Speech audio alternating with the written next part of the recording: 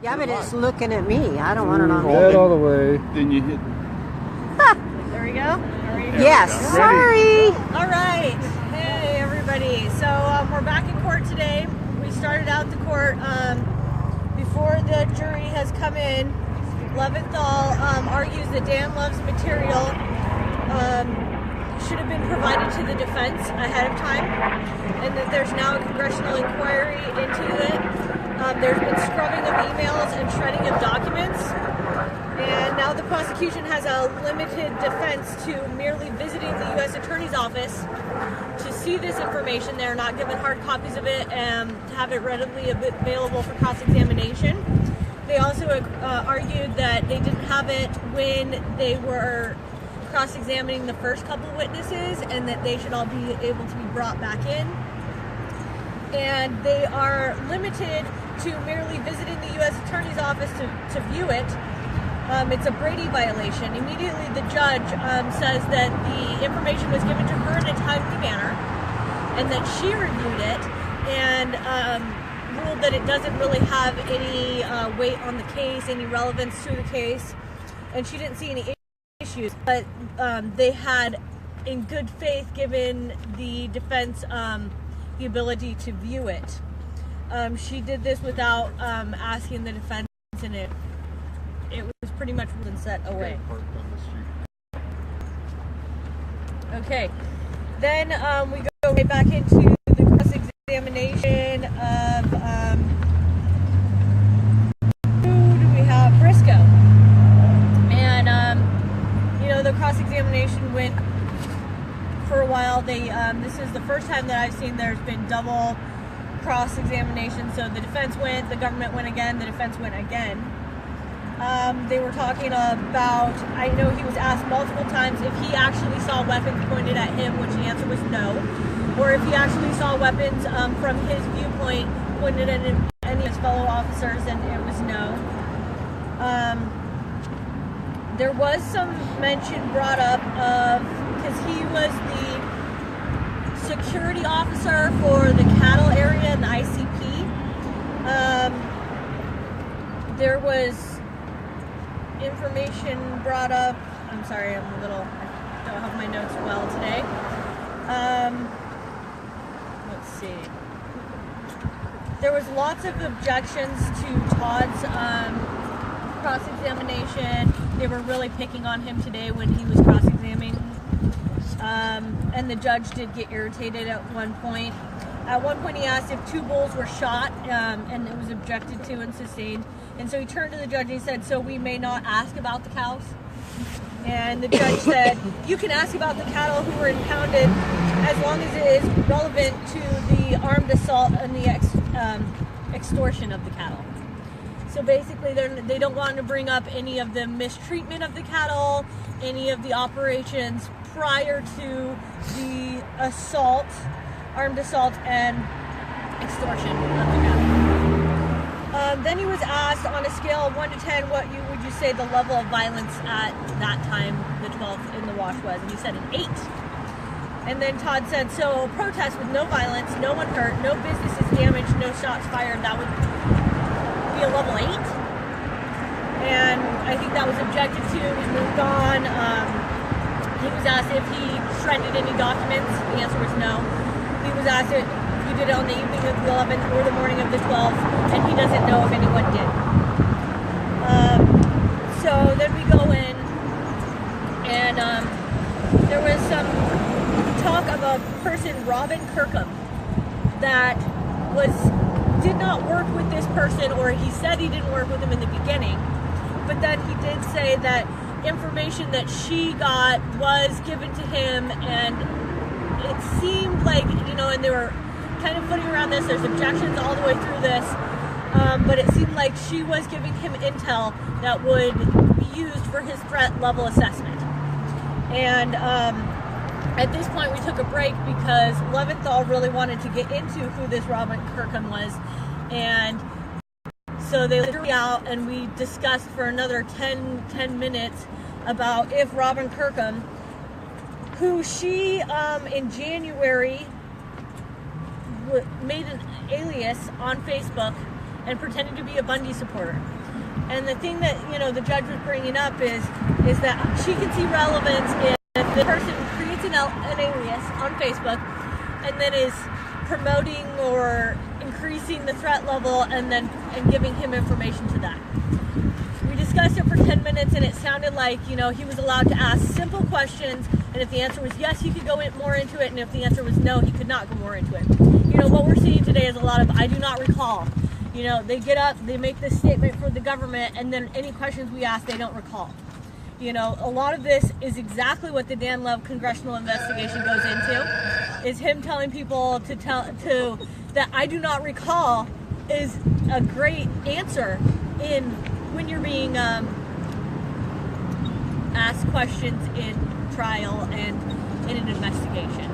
And that's how to get around things. So if you're going to say something that's incriminating or something you don't like, you say, I don't recall. And sure enough, it's working inside, because we can't get our points across because nobody recalls anything other than the government statement. So we went with him for a very long time. Then we finally, you know, after the multiple cross-examinations, they brought up Special Agent Mark Allen Brunk. He was originally an Oklahoma County deputy. He was in the military before that. Then he was a BLM Ranger until 2008, and from 2008 to 2011, he was a special agent BLM. And you know, there was things brought up. He's testifying. He was the gentleman that was on the radio that was counting the gunmen. He was identifying and counting the gunmen. So pretty much we're going through, a truck cam, and you can hear the radio and you can hear them announcing on the loudspeaker. You can hear people screaming from the southbound bridge. You can hear a lot of this going on. You can't really, I mean, even to the point where at the video you can barely see the protesters who've actually lined up halfway. He identifies Eric as what he's wearing. He identified him in the courtroom, but he does like mark out plaid shirt, vest, hat, black hat. He identifies a person in military outfit that's up on top of the northbound bridge. Someone in a white t-shirt. You know, from the pictures, we can't see any of this. He has the binoculars. You know, he's counting this. He's going into the fact that 4 long guns on the bridge, and they don't know. At one point, they couldn't tell where they were because they were getting down and coming back up, and getting down and coming back up. And so that's where he's claiming his threat level is at. He was also claiming that the horses arriving was increasing the threat because it's harder to stop the horses. He's claiming that dogs with the protesters are part of a threat because, for instance, the German Shepherd, he mentions that the police use German Shepherds as weapons, and so could other people. So we're in the middle of his initial testimony, and broke for lunch. We still haven't seen all of the video from the truck video. If I can go back, I forgot one thing with Briscoe. You know, we played a video of, or they played a video of his body cam, or another agent's body cam. And in cross-examination, somebody brought up, well, did you have a body cam on you? And he's like, well, yeah. And his answers get crazy because, you know, they object to it, and you're only getting half an answer and a different question. So it's like, yes, he had it on him, but possibly not the whole time, but pretty much the whole time. And that it wasn't on the whole time because he didn't feel it necessary. And they said, well, you know, here you're saying that it's a threat level 8, but yet it's not necessary for you to have your body cam on the whole time. They brought up the comment of, here comes Metro, they're going to get their feet, they're going to get their shoes dirty. So they brought that up, you know, he's laughing and joking, but yet we're at a threat level of 8 here. So a lot of contradicting points of view inside, lots of objections, like, you know, first cross-examination, we could hardly get a question out without objection. And the judge is going along with most of it. And then when we object to the government, it's overruled without, you know, who was it? Jackson. Jackson actually objected and asked to approach the bench, I want to say 2 to 3 times, and was denied each time. She said, I've ruled, no, continue on. Really? So, you know, what we're seeing inside, it's definitely not fair and unbiased, that's for sure. The thing about the German Shepherds, those were Australian Shepherds, and they were cattle dogs, by the way. Well, they mentioned cattle dogs, but, you know, on the radio, they said there's a German Shepherd, and then he brought that all into like, oh, well, we use German Shepherds as weapons, so they can too. They just were there to herd them up.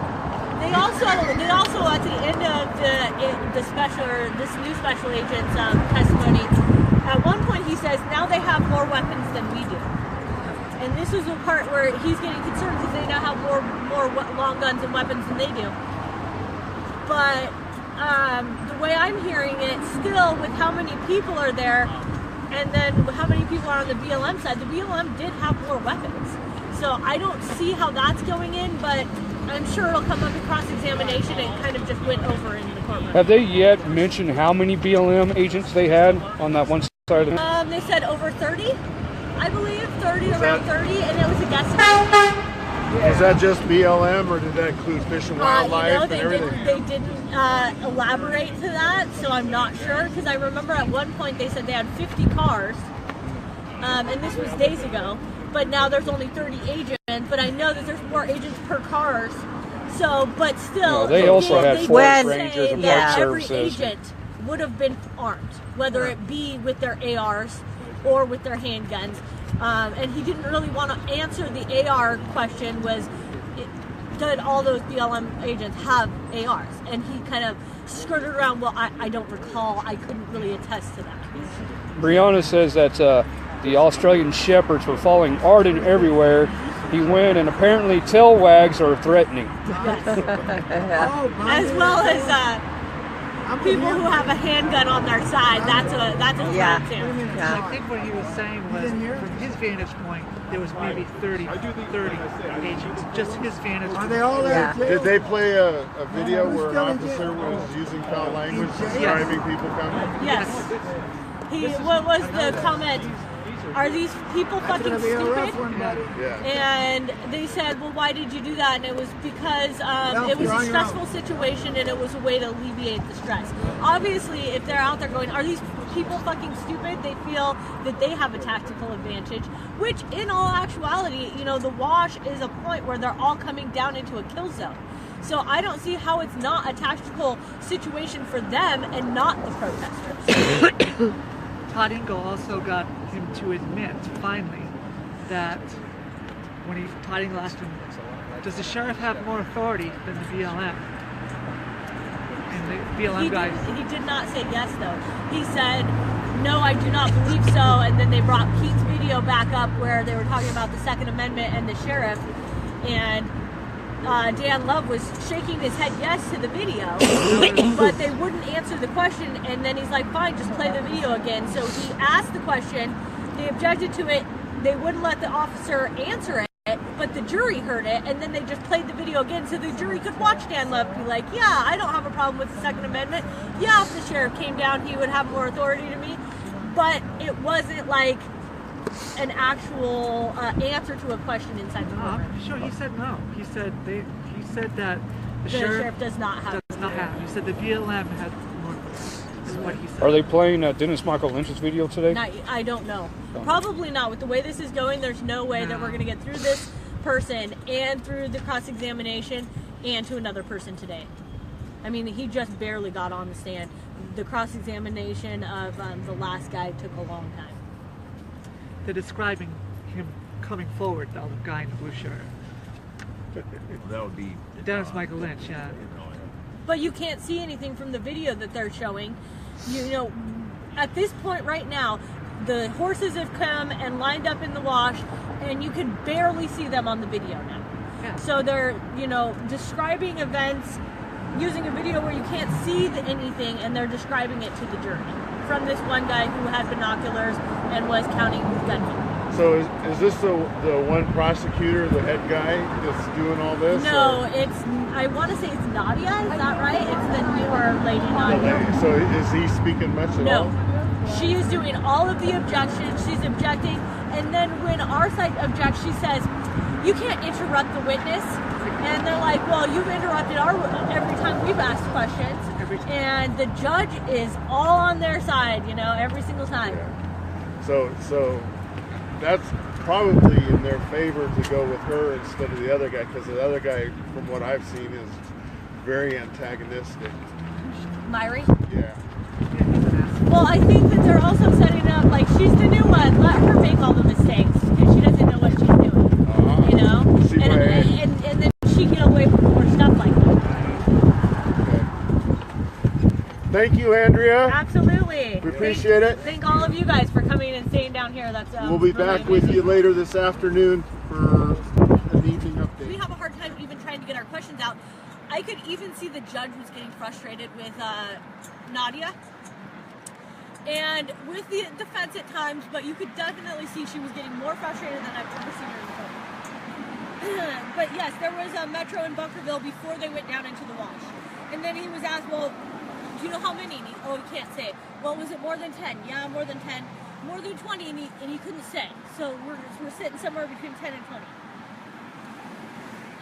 It was under Michael Johnson. He's one of the undercover agents under Michael Johnson.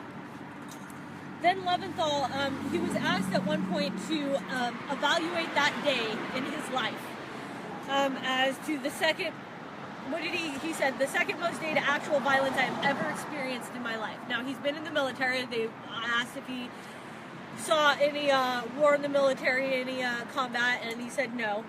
And then he said that his first time was the Chicago shootings. Is that right? With these Arizona shootings. But it didn't go into what shooting. And so, but that was the second most day.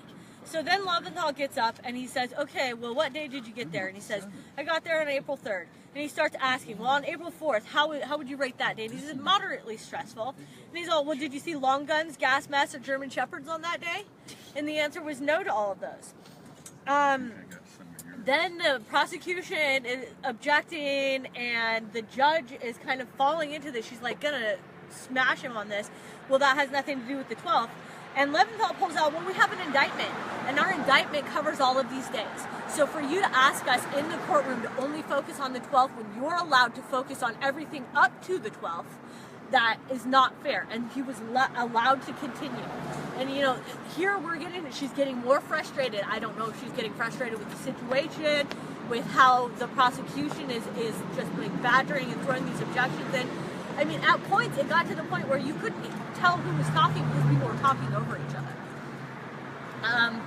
So then he's allowed, were you there the day Dave Bundy was arrested? And he says, no. And he says, so you weren't on the scene? He said, no. And he's like, were you above the scene? And he says, yes. So that picture of the two people standing on the little hill behind you, which I guess you could technically say you weren't at the scene, which you pretty much were. So he was there. He was then asked if, in a sit-down interview with FBI Michael Pratt, if he was said he was a spotter for a sniper that day. That was objected to, and we did not hear the answer to that question. So that's important information. And then we went back through, you know, April 9th. How would you rate that day? Did you see long guns, gas masks, German shepherds? You know, going through this, and then the judge finally cuts him off. At one point, they put the video back on, and sheriff is asking for a command person at post 1. And they make sure that the jury hears that going out over the radio, and the time that happened, because I believe that was around 11:30. And that's when you hear, then they go back and they play that little clip, because right after that comment, there's a very, very low comment where you can say this is pretty much a shoot first, ask questions later situation. And then the other guy goes, I'm with you, and they both laugh, ha ha ha. So at first he didn't hear it, they played it again, then he heard it, we had to play it again so that he could definitely hear it. I had a hard time hearing it the entire time. I'm sure the jury also had a hard time, but they actually did get that on the record. Also, they start playing it again, and then they're stop. Did you hear that? And that was shoot his fucking dog. Shoot his fucking dog. And so that was also brought in. Now, mind you, we watched this whole video. You couldn't hear those comments because they've either raised the, you know, they've raised the level of some of the other comments, or on that recording it's not as legible. But we were able to pinpoint that. Then, I can't remember who it was, but at some point he said that a protester threw a sign and a rock from the southbound bridge. And this was about the time when Dan Love came and walked up to the gate. He also said that there were protesters that tried to start taking the fence apart. And then he said try to in the first direct, and in the examine and the cross direct, he said that they were able to, which is not true. You did not see in the video that they took a piece of that fence down. So he's changing his story by himself without even asking questions. That was also not brought up, the fact that he did say 2 contradicting statements. So in the government I can't remember who was redirecting, but they asked him if he took a picture of that rock, if they took that rock into evidence, or they fingerprinted that rock. So the government comes back, because obviously if it was a weapon, you know, that would make sense. The government comes back and says, were you able to make any law enforcement act that day? Pretty much being in the fact that Metro Cam made them leave and they could not take that rock into evidence.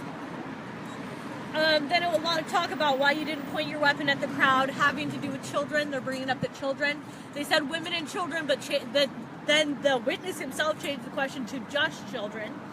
And that's why they didn't point their weapons. Also, they didn't use pepper ball, because it could have been viewed as, or what was his exact words? If they did that, a war would break out. A war would break out.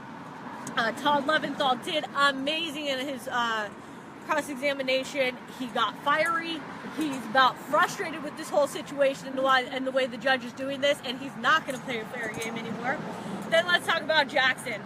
Our lovable Mr. Jackson gets up to the stand, and he says, I mean, I can't even remember what his exact words were, but he's like, did you point your weapon at protesters? And he takes his little hands out, and he's pointing his gun at all the jury, and they're just laughing.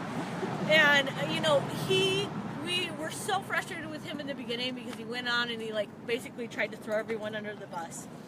And the jury just loves him. He's like this sweet old guy. He reminds me of, like, Colonel Sanders or somebody. And he's up there and he's making jokes about this guy's statement, like, you know, obviously you're scared for your life, you know, and he's pointing his little hand weapon at everybody, and, you know, that he was one of the ends, and it was just comical relief. Like, if they were to go back and make a movie of this court, it's going to be a comedy, that's for sure. We gotta have him in there. He did awesome. So, you know, it's definitely, I don't see how the jury could believe anything this guy has said. Him himself, without even people asking questions, has perjured himself by saying one thing and then saying the exact opposite. So, that's all I got. Awesome. Thank you. Awesome. Thank you. Remember, he Thank said you. he'd met with U.S. attorneys all day long, every day last week. 5 Yeah, days. I forgot that.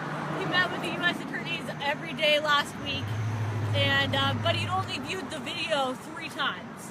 And then he's met with the U.S. Marshals or the United States office only 1 time prior to that, and the FBI 1 time prior to that. So, but every day last week, like, what does that say? And then I do not recall any questions that have any substance in them.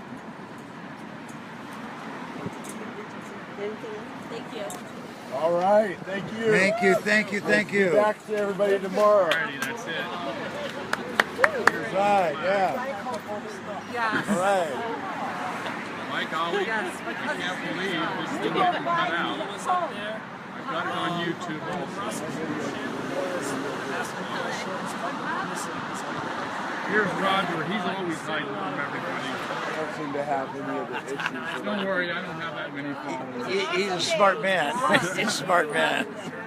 And there's Captain Morgan. He even talked about magic rocks. He says magic beans. All right. I almost fell over. That's it for now. Is this a magic rock? Later, people.